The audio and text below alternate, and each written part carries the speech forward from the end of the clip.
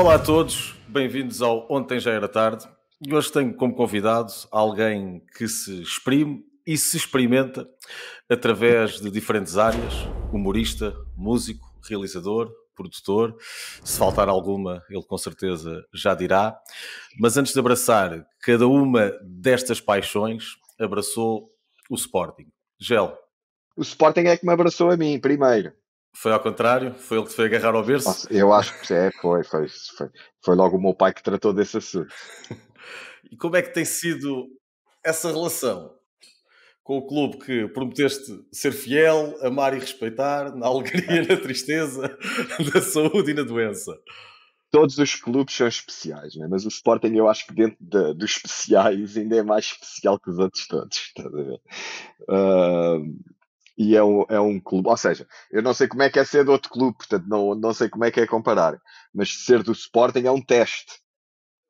É um teste, é uma pessoa. Ser do Sporting é preciso acreditar, ser persistente, não é um clube fácil de ser, é um clube que exige dos seus adeptos. Resistência, não é? É, sem dúvida. Como o lema diz, esforço, dedicação, devoção e glória. Não é glória, esforço. Glória aqui não vem em primeiro. Isto é um teste, é um teste.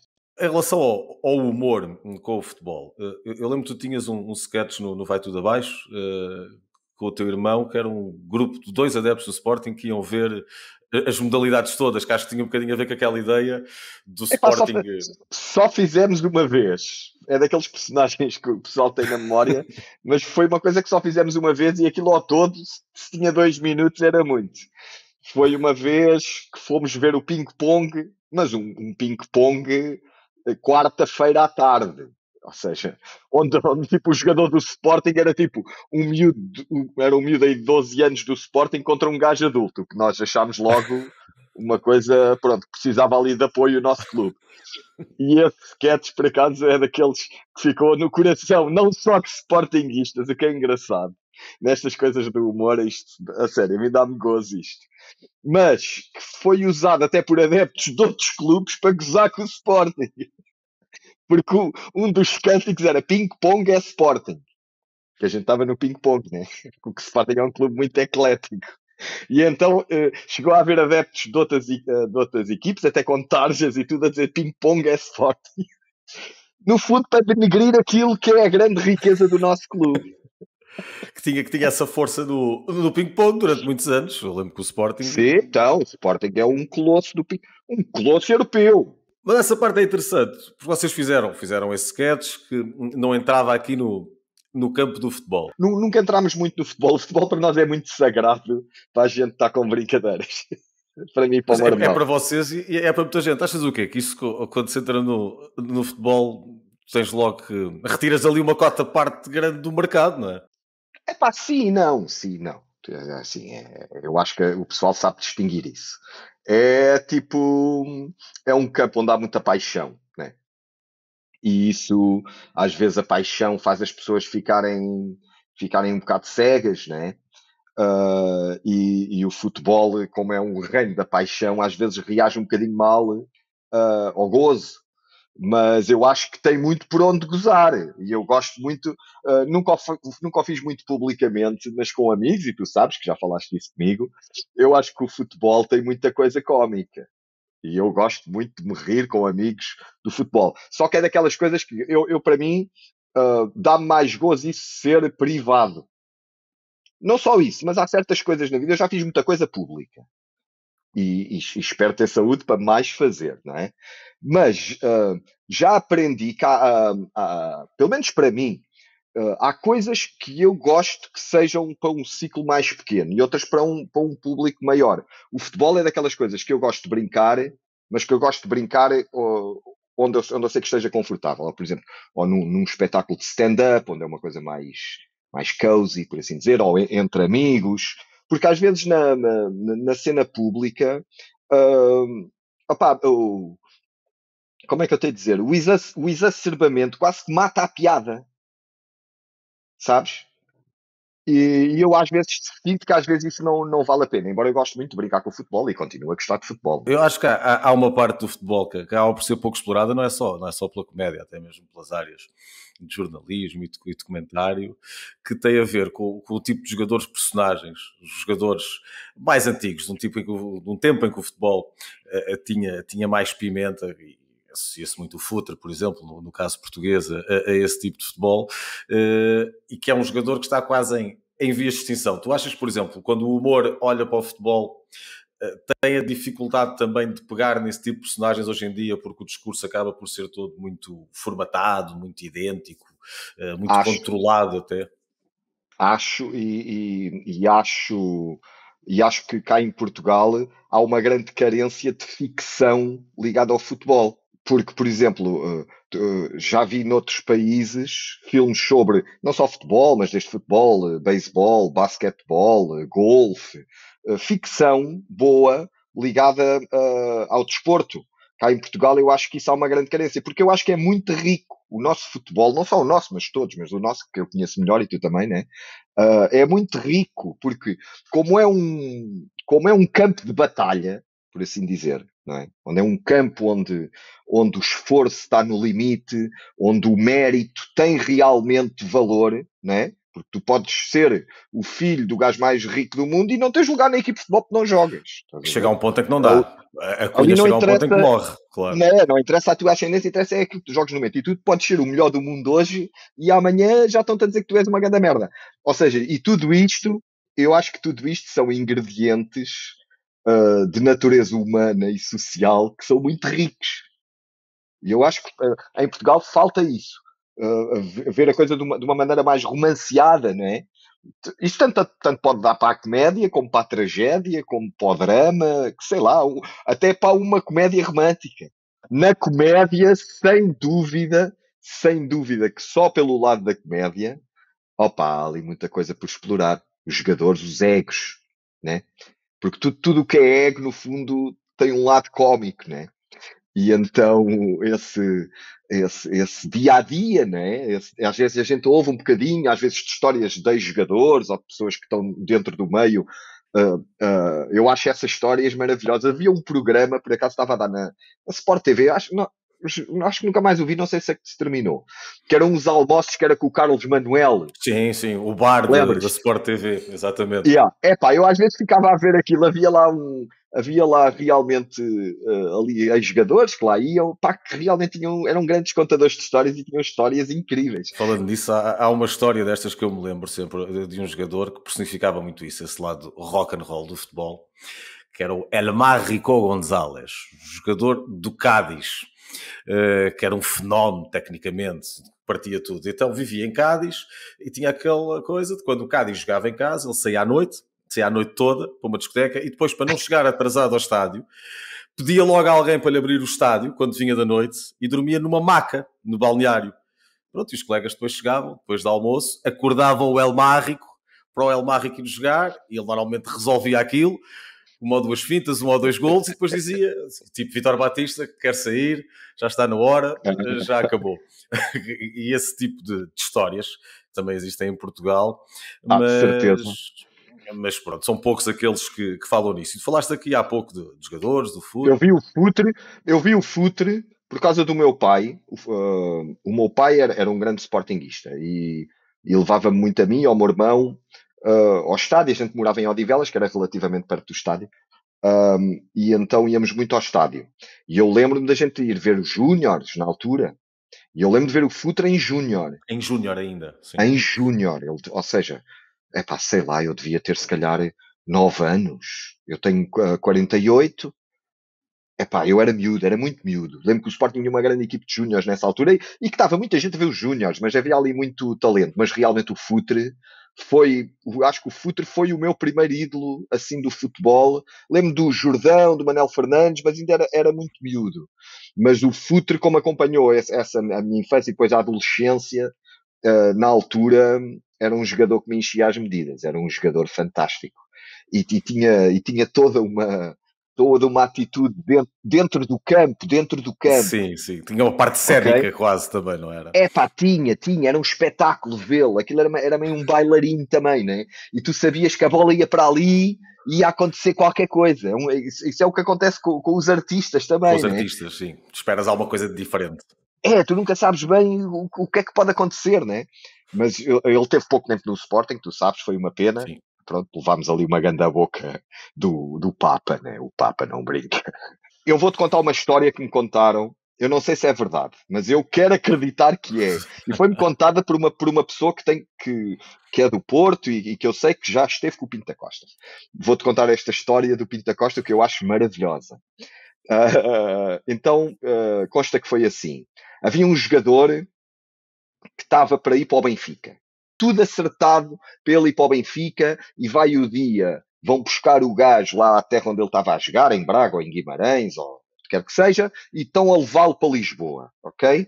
E a meio, o gajo para numa estação de serviço e está lá um gajo que, tipo, numa cena de casa de banho e tal, diz, olha, não, tu vens, mas é para o Porto, que o presidente quer já falar contigo. Ok? Isto fica ali uma cena no meio da estação de serviço. Está ali um gajo que vira ao gajo e eles atravessam a autoestrada, que o outro já tinha o carro do outro lado, arrancam. E devo dizer que este jogador era portista. Segundo me dizem, era um jogador que era portista do coração. E o gajo aqui naquela, o presidente quer falar contigo, vamos embora. E os gajos levam o gajo para o gabinete do Pinto da Costa. O gajo entra no gabinete do Pinto da Costa. Está o Pinto da Costa, ou seja, imagina, ele entra no gabinete, né, sozinho, e vê uma cadeira assim. Ok? Virada de costas, vira-se o Pinto da Costa com um jornal na mão, pôs ao jornal, olha para o gajo e vai. E tipo, como se apanhasse um susto. Eu sei, o que é que você está aqui a fazer? E o outro ficou assim muito espantado, estás a ver? E o gajo diz, então está aqui na capa do jornal que você vai para o Benfica e você aparece-me aqui no meu escritório. Mano, eu acho isto maravilhoso. Eu não sei se é verdade, mas eu quero acreditar que ele é homem para fazer isso. Pá, eu sei uma do Fernando Mendes, era o Pinto da Costa, presidente da Liga, e o Fernando Mendes estava no Belenenses e tinha uma proposta de um clube espanhol, eu não me recordo se era o Salamanca. E então vai ao Porto, porque estavam lá as pessoas do Salamanca, e o Pinto da Costa, enquanto presidente da Liga, ia tratar ali de alguma coisa relacionada com a transferência. Então coloca os tipos do Salamanca numa sala, e isto foi-me contado pelo Fernando Mendes, e está no livro que eu fiz com ele. E começa a falar com o Fernando Mendes a dizer-lhe, então, mas tu queres ir para a Espanha, queres ir para aqui, não estás bem em Portugal, e dá-lhe a volta à cabeça, diz-lhe ele, não queres ficar no Porto, não queres jogar no Porto, em vez de ir para o Salamanca. E o Fernando Mendes perguntava, então, mas os homens deixam estar ali ao lado, que eu já lhes mando um cafezinho, tu vais agora aqui assinar, depois vamos embora, e depois diga a alguém para chamá-los, para ir buscá-los, para irem para casa. Olha esta outra. Acho que há uns anos também me contaram, opá, isto vale o que vale, né? Acho que um jogador do Porto foi apanhado em excesso de velocidade e é levado para a esquadra, mas alguém reconhece o gajo e alguém faz o telefonema e o gajo é safo, estás a perceber? E posteriormente, acho que o chefe dessa esquadra está com o Pinto da Costa e diz, ó presidente, veja lá, se controla lá o rapaz, é que ele ia muito rápido. E é o que ele responde assim ao meu amigo, ele se não fosse rápido não estava no Porto.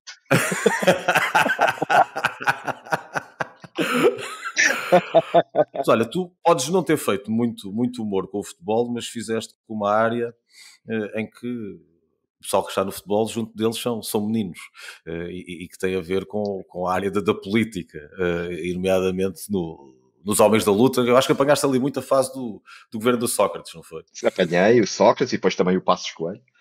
Apanhei esses dois marmanjos logo de seguida. Tu nessa altura, vocês, se não fossem os únicos, se calhar não andariam longe a fazer humor político em Portugal, não existiria muita gente.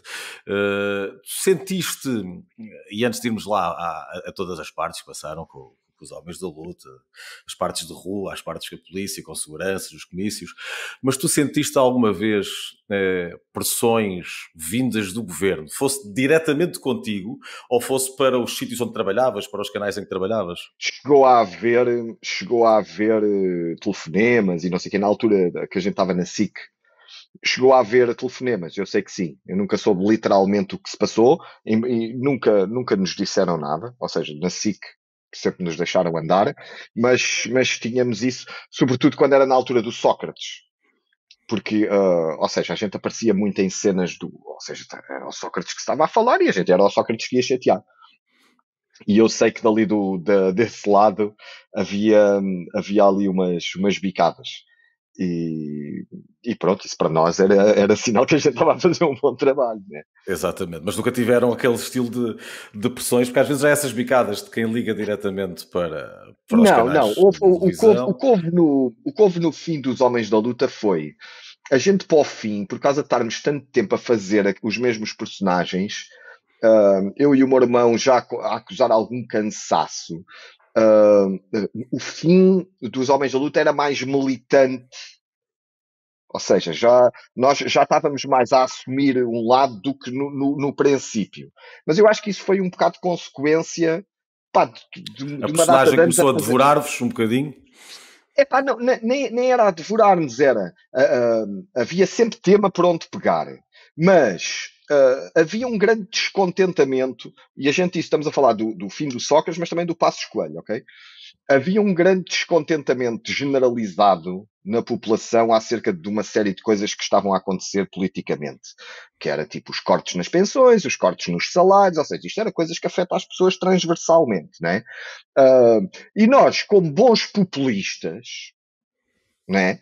Porque no fundo o comediante, sobretudo o comediante que trabalha, todos os comediantes que trabalham para aquele chamado o grande público, por assim dizer, isso hoje em dia muda um bocado porque tu já tens muitos comediantes com o seu próprio público e que trabalham para esse público e que aí é uma cena diferente. Mas no caso dos Homens da Luta, como de outros colegas, e sobretudo na televisão, trabalhas sempre numa ótica transversal, não é? Daí se chamado generalista. Epá, qual é o tema? O que é que está a falar? É isto. E invariavelmente a gente tomava o partido das pessoas, né? Porque E o porque cómico. sentiu-se a representar as pessoas. O homem da Epá, luta é o sim, povo. e a gente de alguma maneira assim, aí as pessoas não estão a gostar deste. Fosse o Relvas, fosse o Sócrates, fosse o Passo, e a gente fazia mais uma paródia, mais uma brincadeira. E isso aí, de uma certa maneira, foi um bocadinho a morte do artista. Ok? Mas isso parte de vocês. Porque há o quê? É um desgaste. Foi um processo, mas que no fim se notou muito e que para nós foi um prenúncio forte de que era a altura da gente meter aquilo no frigorífico. Ok, pá, está na altura de guardar isto no frigorífico, estás a ver?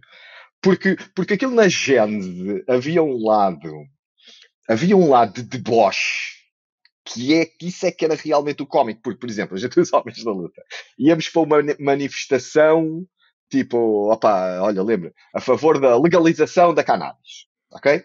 E estávamos ali, legalização da cannabis, é isso, dá-lhe falâncio, free the herb, cannabis para toda a gente e não sei o quê. E depois, num outro corte, a gente estava a ter uma conversa e dizer assim, pô, falância, se um dia descubro que a minha filha anda a fumar charros, leva um chapadão naquela cara. Ou seja, esse paradoxo é que era o cómico e a gente às tantas começámos a perder isso só pelo lado. Ele funcionava a mesma, mas já não era a mesma coisa, estás a ver? Sim, vocês carregavam nessa tecla quase da hipocrisia que muitas vezes está associada a esses movimentos. Era o deboche, a contradição, estás a ver? Era a contradição. Era ir falar mal de uma obra. Eu lembro que a gente, na altura, quando foi a inauguração do túnel do Marquês. A gente andávamos lá, uma vergonha, este túnel e não sei o quê. E depois acaba o sketch a passarmos lá de carro a dizer: pá, fala isto até dá jeito. A gente poupa um monte de tempo aqui para ir ali ao elefante branco. É só, olha lá o que é que ganhamos. Portanto, era o sindicalista durante o dia e depois no resto da vida era só o capitalista, o tipo que queria aproveitar as coisas. Isso é uma coisa que eu tenho bastante orgulho. Que é, opá, a gente já não faz os Homens da Luta há 10 anos. Mas mesmo assim não há dia, sobretudo agora com a crise que está, não há dia onde eu não receba vários pedidos por mensagens, pessoas na rua, e aos Homens da Luta, todos os dias, ok? Opá, eu às vezes até tenho brincado com isso. E para tu veres às vezes como é que também a política mexe com as pessoas. E eu a dizer assim, não, os Homens da Luta podem voltar, mas é para o Chega. E é bem, mete tudo as mãos na cabeça. Não faço isso. Opa, porque eu, para mim, o lado, a comédia sem deboche é chata. E achas que isso hoje existe nesse humor dos generalistas? Mais dificilmente existe aí. Porque aí quer-se uma comédia, como é que eu tenho de dizer? Ahm, os comediantes que trabalham muito, sobretudo nos órgãos de comunicação social, na televisão, na rádio, eu sei disso porque já trabalhei aí. Tu tens que ter uma grande capacidade de criar conteúdo. E basicamente, quase a única maneira de fazer isso na comédia é andares na espuma dos dias. Sim, na É atualidade, andares sim. e eu falo isso e eu ainda hoje faço isso também, porque acaba por ser inevitável fazeres.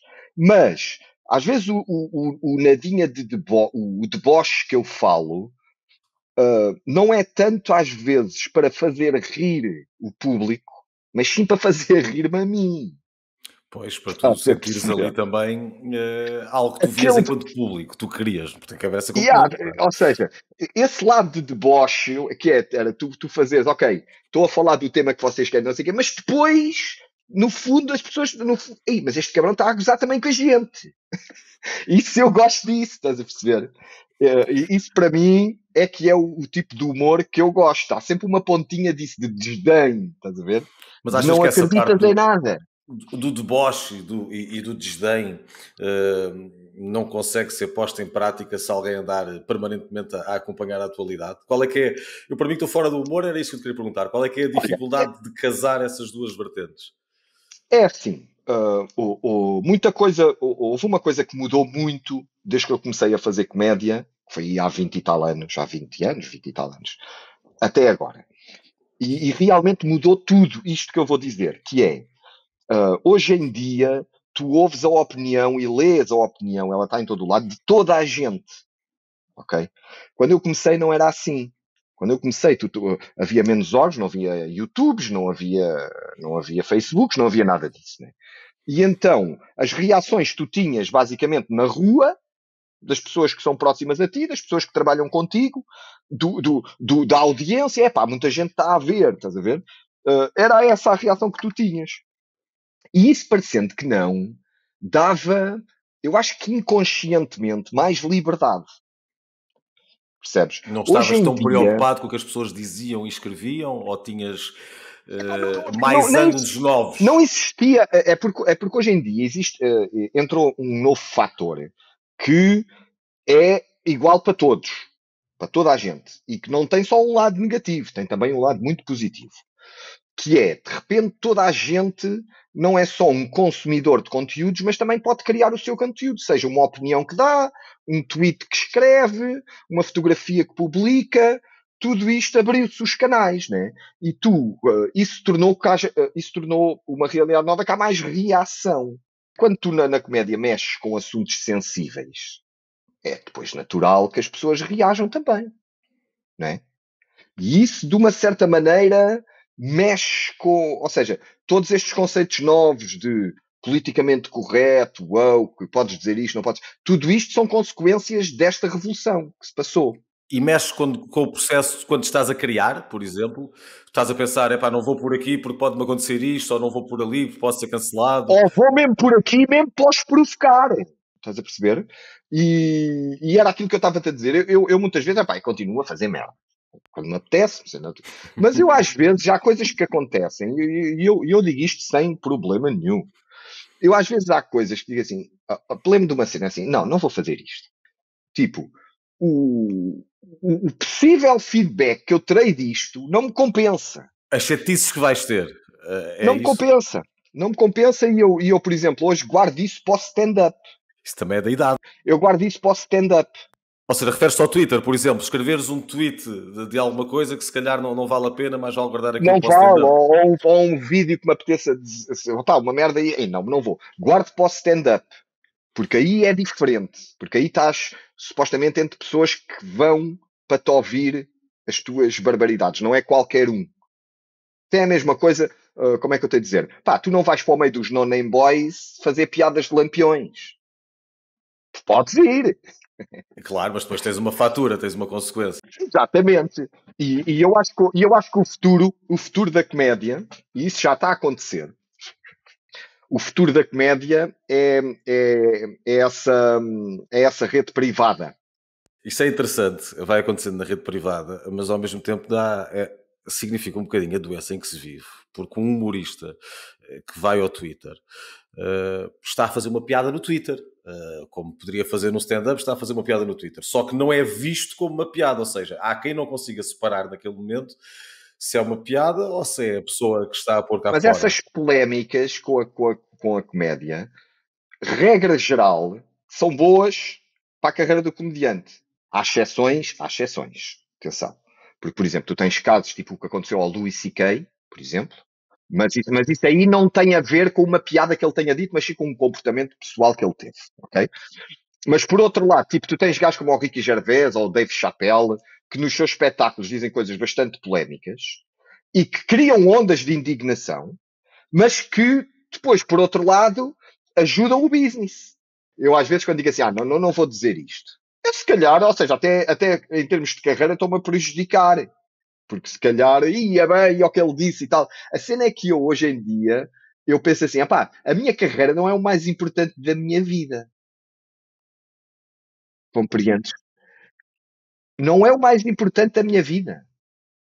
Percebes? E eu nisso, se calhar, é um handicap como comediante. Tanto que eu hoje em dia até, ou seja, embora faça uma stand-up, é uma coisa mais pequena, até os espetáculos que me chamam mais são espetáculos de música, onde não há esse elemento sequer polémico, há só diversão e loucura, e tu sabes, já viste, folia, etc. Para mim interessa muito mais hoje estar aí, nesse mercado também, nessa onda, do que às vezes estar aí, o que é que eu vou falar para eles ficarem todos coisa. Pá, às vezes pode acontecer e se tiver que acontecer, acontece. Mas guardo mais a cena do stand-up como uma cena, ok, agora vamos nos aqui reunir e vamos falar de outras coisas, percebes? Não sinto tanta necessidade, se calhar, porque já fiz muita merda no passado, também é verdade, mas não sinto tanta, hoje em dia, já não sinto tanta necessidade de ser gratuito, sabes? Já, já fiz isso, e ainda bem que fiz numa altura onde não havia esta merda, graças a Deus. E outra não, porque de vez em quando ainda vem uma lá de trás, de vez em quando ainda vem uma lá de trás. Que alguém pega, olha, e as cenas com 20 anos e não sei o quê. E isso no futuro eu não estou livre disso acontecer, né? Tu tiveste a questão do Kevin Hart, por exemplo, que ficou sem poder apresentar os Oscars por uma piada escrita 10 anos antes ou uma coisa assim. Eu nisso estou, ou seja, eu estou sujeito a isso, como todos estão, que têm passado, né? Mas felizmente nessa altura onde eu fiz coisas mais gratuitas, nisso acho que fui afortunado. Foi numa altura diferente desta. Eu acho que hoje em dia requer mais coragem fazer isso. Ok?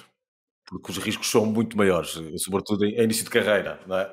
Porque imagina, aquilo que tu fazias com os Homens da Luta, ou que vai tudo abaixo, se calhar algumas coisas, se as fizesses hoje, morriam à nascença. É assim, eu acredito que as coisas, se calhar, até podiam ter mais impacto. Eu acho que isto é tudo um bocadinho em termos de linha de vida, né? Falo pela minha experiência. Opá, fiz muita coisa, tive processo em tribunal, andei na rua com seringas, homens da luta, andei a apalpar homens a seduzir gajos das obras. Epá, eu fiz isso tudo, Carlinhos, o machista isso gay, não é? está tudo filmado. Levei nos cornos, fui preso. Eu fiz isso tudo, está tudo filmado. Eu não estou a dizer que não se deva fazer. Agora, para mim não faz sentido fazer isso outra vez. E ainda bem, e ainda bem, estás a ver? E ainda bem, porque eu hoje vejo, epá, não sei, acho que muito, estas redes, a gente ver-se todos uns aos outros, trouxe mais ressabiamento.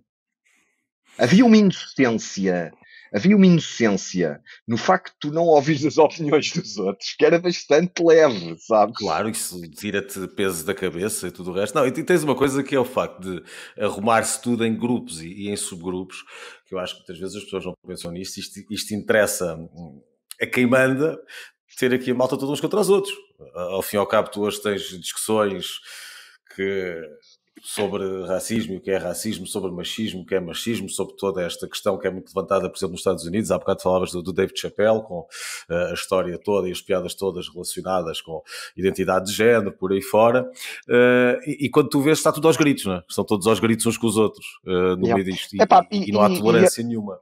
e a comédia, como uma arte dinâmica que é, e que também reage aos tempos, como todas, né?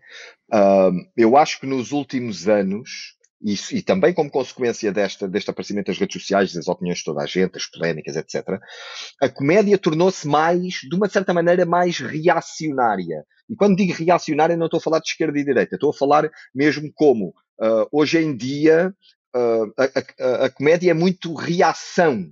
Ou seja, passa-se uma cena na política, o comediante vai e reage ao que se passou. O Instagrammer, não sei o quê, fez um vídeo ridículo, vai o comediante e reage ao vídeo ridículo. E está muito esta dinâmica, muito humor de observação também. E isso são modas, são fases. Não é o que eu prefiro. Eu prefiro primeiro a personagem. Eu gosto do humor de personagem e isso desapareceu um pouco. Hoje em dia, a grande maioria dos comediantes está em nome individual. Assume-se como um comediante a nível individual e faz muito tipo stand-up comedy por aí fora e deixou de haver tanta criação de personagens. Eu gosto de ser eu o ridículo. Ok? Eu gosto de E ser não eu o ridículo. ridicularizares tu E alguém. não de ridicularizar o outro. Eu gosto de ser eu o ridículo. De assumir em mim isso, esse papel, estás a ver? Da coisa passa-se comigo, eu é que cometo o erro, estás a ver? Mas isso é uma questão de estilo e depois opa, é como na música, e depois há público para tudo, graças a Deus. Mas há aqui o ponto, há pouco falavas dos Homens da Luta, que a determinada altura, tu como o teu irmão, acharam que estava bom e que não continuaram. Hoje, enquanto público, estando do outro lado, tu achas que essa parte do humor político, não querendo tu fazê-la, mas há aqui um vazio, algo por preencher? Fosse esse estilo ou outro qualquer, atenção. Acho que há sem dúvida, porque era aquilo que eu estava-te a dizer. Há muito o humor político hoje em dia, e mais mainstream, é um humor político de análise, pós-facto. Né? O facto passa-se e depois o humorista vai analisar esse facto, dar-lhe ali o seu twist e comentar sobre ele. Os Homens da Luta, a originalidade era que muitas vezes os Homens da Luta era o facto. Criavam muitas vezes a notícia. Exatamente. E, e, e, e, ias atrapalhar o momento. Criavas um embaraço, não é? Eu para mim, uma das minhas grandes inspirações na comédia é o emplastro. Sim, sim. Eu lembro quando o emplastro começou a aparecer, eu ficava vidrado naquilo, porque o gajo de alguma maneira era ali um grão na engrenagem. De repente estava ali alguém que sem dizer nada. Mas de repente havia ali um elemento que mudava tudo. Para mim foi uma É grande quase o elefante inspiração. na sala, não é? Não dizia nada, mas tu não conseguias olhar para mais nada, estás a perceber? E eu acho que isso há lacuna. Agora, mas há cenas a acontecer, até mesmo em Portugal. Há pelo menos dois gajos que fazem cenas de rua que eu acho que têm potencial, são interessantes, mas ainda têm potencial para serem ainda melhores. Um deles é um humorista do Porto chamado Pierre Zago. Sim, o Pierre Zago, eu vejo as coisas Pierre que ele Zago faz. faz Sim, assim sim. umas cenas de rua, pá, Sim, sim, gosto, acho sim. que aquilo é inteligente. Com umas frases, que ele é inteligente, é bom. Também se Pá, arrisca ali um bocado. gosto. E depois há um miúdo, está muito em bruto. E eu conheço há pouco tempo, chegou-me ao contacto nem aí há um ano, que é um Pedro Lourenço, ok? Isto é um miúdo que faz um bocadinho aquela intervenção género como fazia o Carlos Afonso barra o Bondage. Sim, sim, sim. O Lembras? Bondage lembro-me O bem. gajo O Bondage lembro-me bem. com um microfone e um cameraman vai para os sítios e cria ali um bocadinho o caos. E esse miúdo tem saída, tem muitas visualizações e sempre há ali frisson, estás a ver? Há aqui um ponto que é muito interessante em toda esta parte do que tu vais fazendo e que acho que devem ser vocês a única banda portuguesa, e falo dos Kalashnikov, que abriram para o Rage Against the Machine. E eu lembro-me disso, eu estava nessa live, foi a última vez que os Rage estiveram cá, foi a segunda vez que estiveram cá e a última que estiveram cá. Tu cruzaste com os Rage em algum momento Sim, lá sim, atrás? sim, sim, Falaste com sim, eles? sim.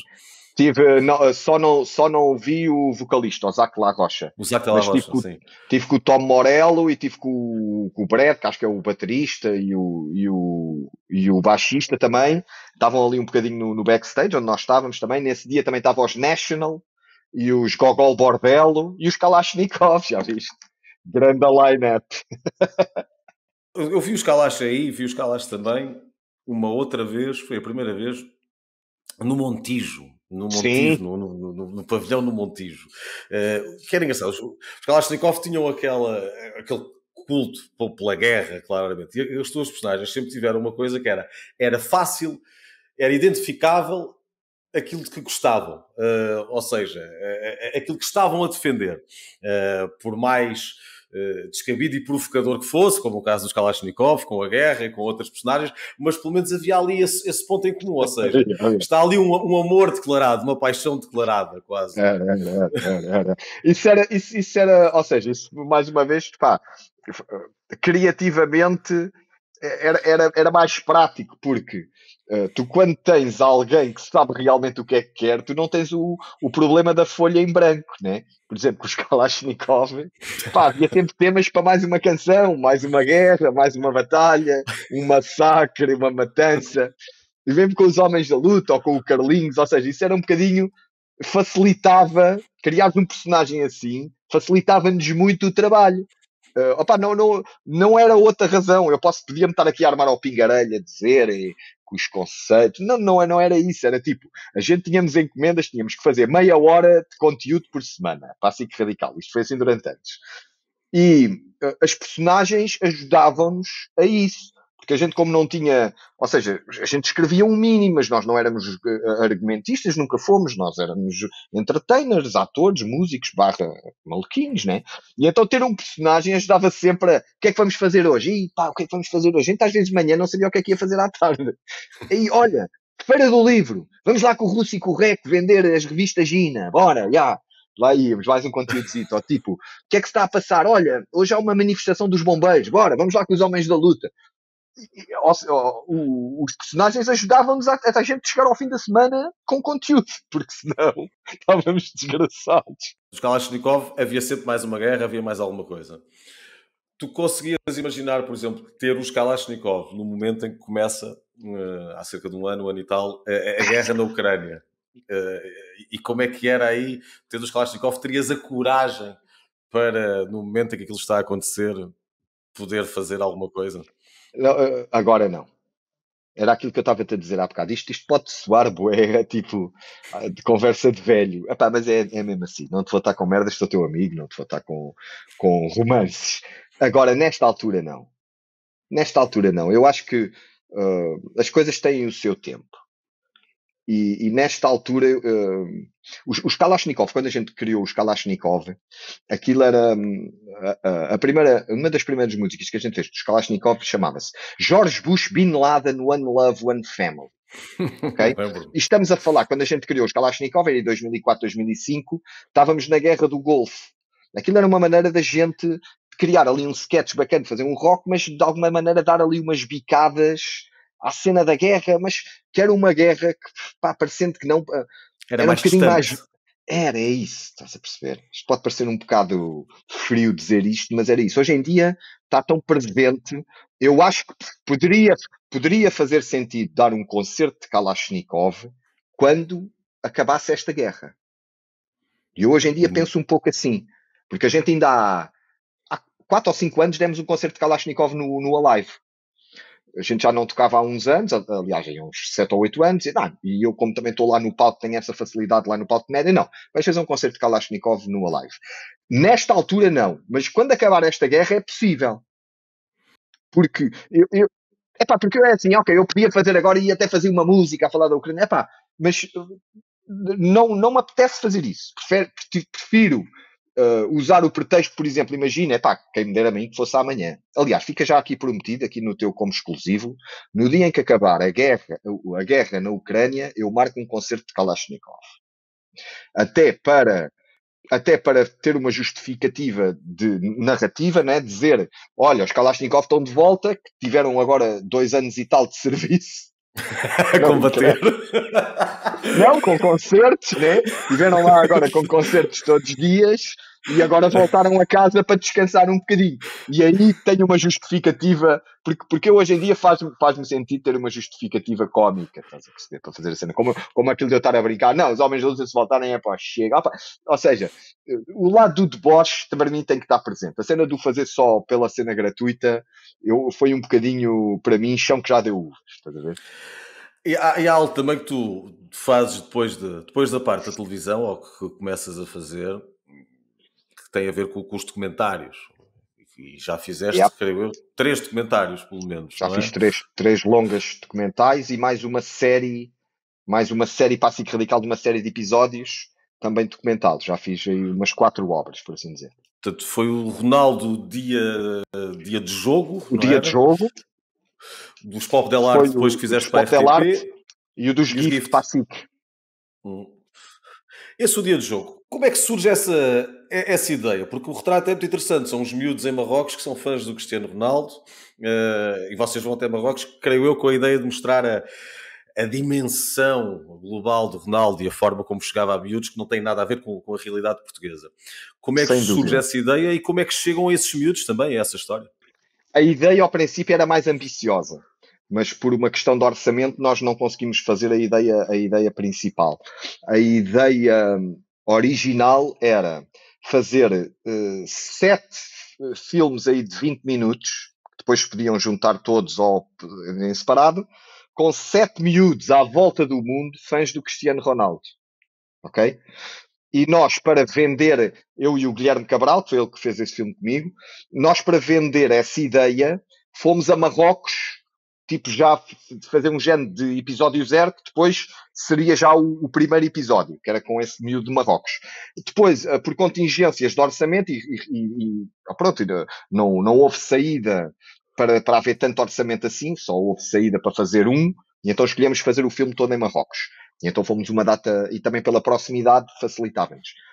Tivemos ali, houve ali um ano onde a gente fomos aí umas 4 ou 5 vezes a Marrocos, cada vez passávamos lá tipo 2, 3 semanas a filmar. Depois viemos aqui, editámos e vendemos à SIC. Foi um trabalho que me deu muito gozo fazer. Foi um trabalho que financeiramente não correu bem. Financeiramente perdi dinheiro. Mas em termos de gozo pessoal, se calhar foi dos trabalhos que mais gozo me deu que eu fiz até hoje. Porque tive tempo O para fazer contacto isso. também, com outra cultura, com os miúdos, Sim, a recompensa. Mas tive tempo. Eu vinha de uma vida, nessa altura, de uma data de anos com Homens da Luta, uma cena bué intensa, de todos os dias ter que estar a inventar uma cena e a fazer, e sketches para a rádio, e concertos, e programas de televisão, e não sei o quê. E de repente meti-me ali um ano e picos, para aí, a fazer um trabalho entre pré-produção, produção e depois edição. Foi um ano e tal. Começou bué da bem, e que eu gostei muito de fazer, ou seja, uma obra mais pensada, né? Que depois abriu as portas a que viessem logo mais outros dois, pelas pessoas terem gostado do trabalho. E eu andava muito bem na cena dos documentários, e eu espero um dia voltar. Só que depois a comédia pregou-me uma partida. Os deuses da comédia Sal pregaram-me grosso. Foi. Os deuses da comédia pregaram-me uma partida e mandaram-me para o colo um personagem assim, de uma maneira completamente inesperada, de uma coisa bué espontânea, e que eu nos últimos quase 4 anos e tal tenho só vivido disso. Espetáculos e vídeos, e ganhei aqui uma legião de fãs nova, miúdos, e pronto, nestes últimos anos tenho andado assim. Isto aparece como? Fazes o quê? Fazes um por gozo, por brincadeira? Foi um vídeo que eu fiz na cozinha, até na altura estava a brincar um bocadinho com unas. Foi um bocadinho a meter-me com unas, mas assim, de uma maneira subtil.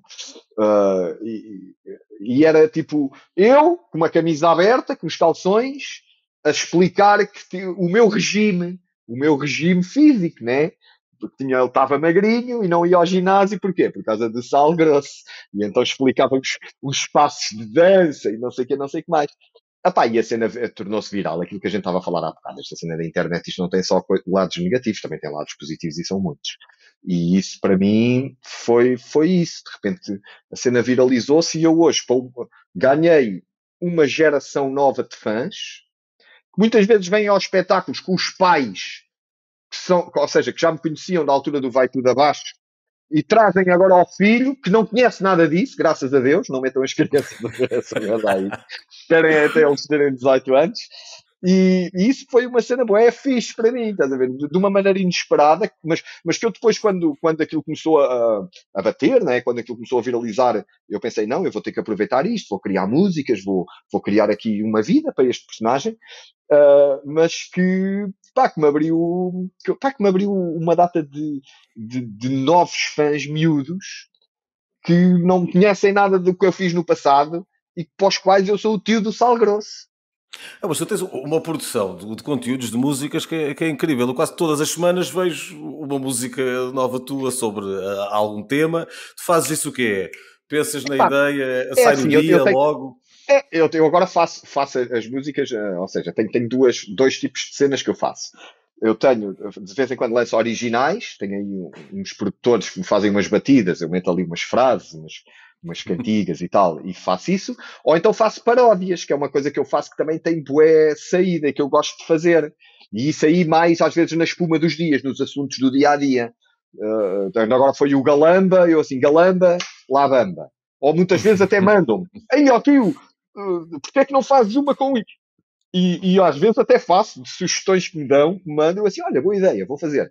E é uma maneira de manter-me em contacto e de estar, ou seja, as pessoas verem que um gajo está a fazer qualquer coisa, né? Opa, e sobretudo com a facilidade. Eu sou um fã da tecnologia, não sou nada tipo velho do Restelo, antigamente é que era, não, nada disso. Opa, eu hoje em dia faço tudo aqui em casa. Pá, olha, por exemplo, eu tenho aqui o meu setzinho, aqui com a minha caixita, onde eu ligo o meu microfone, estás a perceber? Aqui no meu computador onde eu edito tudo, e depois, tipo, filmo aqui no meu Chroma, olha lá, Ok, sim, tens aí tudo espera lá se montado. consegues ver. Pois, Tenho aqui o meu consigo ver ali o Chroma croma. na minha sala, estás a ver? Eu gosto de trabalhar de uma forma artesanal. Eu não gosto, eu já tive em grandes produções e eu não gosto da cena da grande produção. Faz-me impressão, é muita gente, é muita confusão. Eu gosto de trabalhar ou sozinho ou com mais uma ou duas pessoas, ter tempo para fazer o trabalho, ter o meu ritmo. E isso foi uma coisa que veio com o tempo eu aprender a fazer isso. Eu marcar o meu ritmo, eu lançar à medida que eu quero, porque uma das cenas que ou seja, isto é uma característica minha. Eu não tenho saudades dos anos onde eu trabalhei muito, sobretudo na cena da televisão. É claro que financeiramente era muito atraente, era. Em termos de projeção também era. Epá, mas o ritmo era muito desgastante. E a mim aquilo estava-me a levar para um ponto de cansaço, e eu tive ali uns anos de cansaço, pá, muito cansado. E eu não tenho saudades nenhumas disso, estás a ver? Felizmente, hoje em dia, estas ferramentas permitem que eu faça as coisas ao meu ritmo, faça os meus espetáculos, faça os meus videozinhos, faça as minhas cantigas, mesmo os documentários, tirando as alturas onde vou filmar, mesmo a aglomeração de arquivo e tal, faço tudo em casa e eu gosto muito desse ritmo de trabalho. E Percebes? do É o lado que, do conforto também. é pá, sim, sim, Elis. Mesmo, há malta que às vezes tipo, é pá, mas é uma pena, tu podias e não sei o que. As pessoas têm sempre muitas expectativas em relação a nós, né? Mas eu realmente, se houve coisa que aprendi foi, a ter o meu ritmo, ter o meu tempo, faço as coisas como eu quero e isso para mim não tem preço. Tinhas agora a oportunidade, imagina, tinhas a oportunidade de fazer um documentário com o Cristiano Ronaldo, com ele, Ok? que já teve um, que deves ter visto. Sim, sim, sim, sim, sim, Como é sim. que tu pegavas na história do Cristiano Ronaldo para não ser uma coisa que se vê por norma nos documentários dos jogadores de futebol? Ou seja, só aquela coisa, 20 pessoas a falar muito bem dele e uma série de imagens dos melhores momentos, e isso é o comum que se vê nos jogadores de futebol. Como é que tu humanizavas mais a história para lá do ídolo, para lá do mito, para lá da superestrela? Eu acho que a única abordagem que eu, para mim, achava realmente interessante fazer nesta altura com o Cristiano Ronaldo, porque aquele documentário de vida, eu acho que é interessante, esse documentário para fazer. E ele ainda, e ele ainda está para ser feito, porque o outro que foi feito não é bem um documentário. Opa, estamos a falar, por exemplo, para mim, um dos melhores documentários que eu já vi foi aquele documentário do Michael Jordan. O Cristiano Ronaldo podia fazer uma cena destas, mas daqui a uns anos. Agora ainda não, porque ainda não acabou. Daqui a uns anos, como fez o Jordan. uma cena apanhada assim, eu acho que isso era bastante interessante. Ou então, eu com o Cristiano Ronaldo, o que eu gostava, o que eu acho que era mesmo fixe de fazer, e isso, se calhar, mal ele acaba a carreira, dava logo para fazer isso, que era um género de mockumentary, onde houvesse um lado a gozar, ou seja, para as pessoas aí, mas isto é mesmo verdade. Ou seja, um bocadinho como era o The Office, mas eu acho que era difícil convencê-lo. Eu acho que era difícil. Eu acho que era difícil. Mas eu acho que esse podia dar. Agora, o verdadeiro documentário de carreira dele, ele está para ser feito e eu acho que vai ser. Eu acho que vai ser. E eu se pudesse ter alguma coisa a ver com isso, era para levá-lo para o caminho como foi o do Jordan. Porque o do Jordan eu acho que está uma obra-prima mesmo. Sim, embora também tenha levantado ali uma série de problemas com outros tipos dos Mas bulls. olha que pelo que eu conheço do Cristiano Ronaldo, eu vi ali muitas parecenças com o Jordan, aquela cena da competição, a cena da sede da vitória, aquela entrega, né?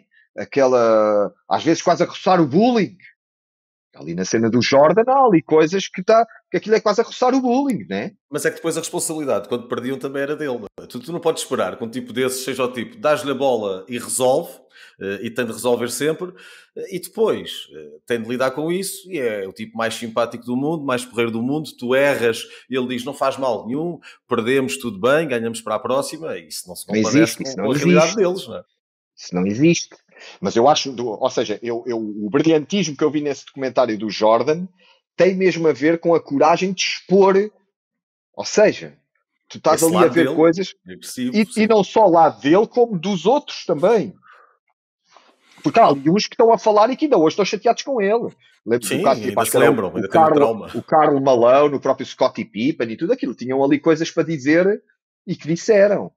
Se fosses fazer um filme, ficção pura, sem ser uma obra baseada em fatos verídicos, podendo partir daí, que história é que tu colocarias a ver com desporto? É pá, ligado ao futebol, ou à ascensão do Pinto da Costa, que eu acho que era um grande filme, onde eu podia fazer de Jorge Mendes, bem arranjadinho, com três, com três telemóveis, estás a ver? Com três telemóveis a fazer a cena acontecer. Já estou a tratar do casting. Uh, essa. Acho que, olha, eu acho que era o Pinto da Costa. Eu acho que ia para o Pinto da Costa. Era esse o Eu acho que, filme, a ou ascensão então até presidente. aquele. Porque é a história que não se conta do Pinto da Costa, muitas vezes, não é? Ou seja, que ele é presidente há tantos anos que as pessoas habituaram-se a vê-lo sempre como presidente do Porto, e muito ligado ao futebol, aos jogadores do futebol. Mas o início, os primeiros passos, isso é algo muito pouco explorado em relação ao Pinto da Costa. E há outra coisa em relação ao Pinto da Costa que eu acho que, em termos cinematográficos, é riquíssimo. Que depois tem uma vida pessoal Com alguns também ingredientes. tem uma vida pessoal rica, não é? Com amores e desamores, não é? É um homem total. É o momento total, é a história É um total. homem total. É a história total. Isso não é um grande filme. Isso era o filme mesmo. Isso era, olha, um gajo que podia fazer um Pinto da Costa em novo tinha que ter um bom treino. Mas um gajo que podia fazer um Pinto da Costa em novo era talvez um Fernando Rocha. O Fernando Rocha percebe a ideia. Andava bem. Sim, sim, sim. Um Fernando Rocha ali com um bom trabalho, tinha que ser um grande trabalho. Porque o Pinto da Costa tem uma coisa que é aquele seu lado burguês da burguesia do Porto, né? Que é uma burguesia muito específica, muito culta, muito prendada, por assim dizer, muito aristocrática. Tudo isso causa ali uma aura, porque o Pinto da Costa sempre teve uma coisa que a gente agora vendo à distância, e até se formos comparar com alguns casos mais recentes de presidentes de futebol, e tu vais já perceber de quem é que eu estou a falar, é muito diferente. O Pinto da Costa nunca deixou o seu ego atrapalhá-lo. Pinto da Costa é talvez o presidente mais titulado do mundo, mas tu nunca ouves ele a puxar dos galões. Nunca. Mete-se nas Mas isso suas batalhas. É o Mas ele nunca comportamento deixou o ego. presidencialista. Deve haver essa distância do Completamente. seu ego e tudo o resto. Completamente. Ele nunca deixou o ego atrapalhá-lo.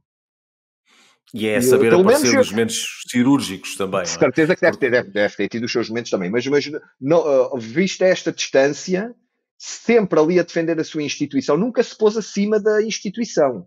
O que, noutros casos, foi a morte do artista. não, e há um ponto nisso importante, que é, e Pinto Costa sabe gerir isso muito bem, claro que foi, aprendendo e desenvolvendo isso. É o saber aparecer nos momentos certos. Porque se tu apareces sempre, todos os dias, a falar disto, a falar daquilo, às tantas tens de ter uma mensagem mais forte para passar, pá, já ninguém te liga, quer dizer, tu tens o exemplo máximo nisso do Presidente da República, Marcelo Rebelo de Sousa, não é? Que tem que reagir sobre tudo, a qualquer momento, a qualquer hora, e depois às tantas é como qualquer pessoa que fala sempre sobre tudo e sobre nada, não vais falar sempre bem, isso é impossível. E o Pinto da Costa tem essa capacidade de perceber quando é que deve deixar os outros falar, quando é que deve deixar andar as outras pessoas que tem no clube e o momento em que aparece para ter impacto, porque aquilo tem sempre estratégia. Aquilo nunca é uma aparição inocente. Há sempre ali claramente um lado de xadrez em tudo aquilo. Sem dúvida. Ser um mestre. E depois tem outra coisa que eu gosto, ou seja, que a mim me fascina, que é mexe em vários tabuleiros. Ok? Desde o tabuleiro político ao tabuleiro desportivo. Mas nunca esquecendo o metafísico. Porque compra o jogador, está com, se calhar, uma palestra, ainda chama o árbitro à sua casa para dar uma palavrinha ao árbitro, senta-se com o político ao jantar, mas depois ainda liga ao bruxo. Pá, tu tens uma história muito engraçada. Era um clube argentino que tinha um adepto que, quando ia assistir aos treinos da equipa, a equipa nessa semana perdia. Ele ia assistir a um treino no meio da semana, chegava ao fim de semana e perdia. E o que é que o treinador pensa? Eles têm um jogo qualquer importante, pensam, eu vou mandá-lo assistir ao treino da outra equipa. E o tipo vai assistir ao treino da outra equipa. O melhor jogador lesiona-se, uma lesão gravíssima, partiu a perna, uma coisa assim, e chega ao fim de semana e eles perdem.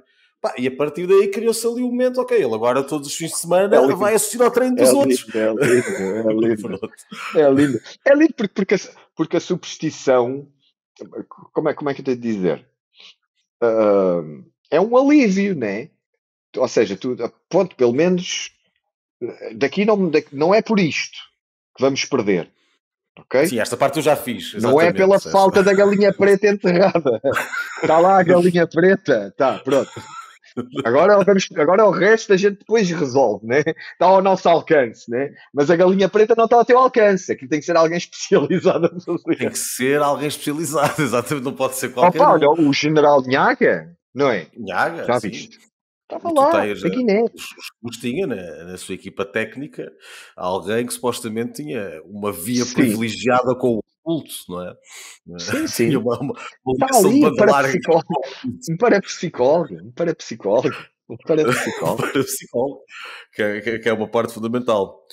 Olha, Gel, ficava aqui à vontade mais uma hora, mas pronto, está na altura de irmos Volta agora quando fizeres o episódio 100. Quando fizeres o episódio 100, eu volto. Já traz aí o filme feito com o Pinto da Costa. Pinto da Costa não ganha filme. Opá, eu não sei quem é que vai ver isto, mas produtores do nosso país, façam isto acontecer. E estás aí para fazer de Jorge Mendes, não é? Ou o que é que seja, ou apanha-bolas, ou qualquer coisa. Adorava. Não, Madger, se calhar. Madger, não é? Adorava entrar, mas Madger, ou seja, eu a partir de agora já não posso fazer de gajo novo. O Madger agora. Um Reinaldo Teles, podia fazer um Reinaldo Teles com um bigode. Ou um Guardabel. Guardabel ainda dava. O Guardabel tinha de entrar no filme do Pinto da Costa, não é? Claro, mano. Já viste? Havia tanta. Uma Carolina Torres, não, isso não podia fazer eu. Não era Carolina Salgado. Carolina Salgado, já estou a confundir. A Carolina e a Carolina Salgado, que até ia para a claque e tudo. Sim. Foi um grande amor. Foi um amor ali, aquilo foi forte. Foi um grande amor que ele teve. Isso também dá uma parte engraçada. Foi um grande amor e que a viver esse amor foi campeão europeu. Pois foi. Foi no período todo Mourinho. Sim, sim. Pois é. E, Portanto, bem, era já como tu viste? dizias há pouco, o homem total, não é? Nos vários Completo. tabuleiros. Nos vários tabuleiros, uma vida riquíssima. O futebol é um fascínio e esta conversa também foi fascinante. Gel, muito obrigado. Foi um espetáculo, gostei muito.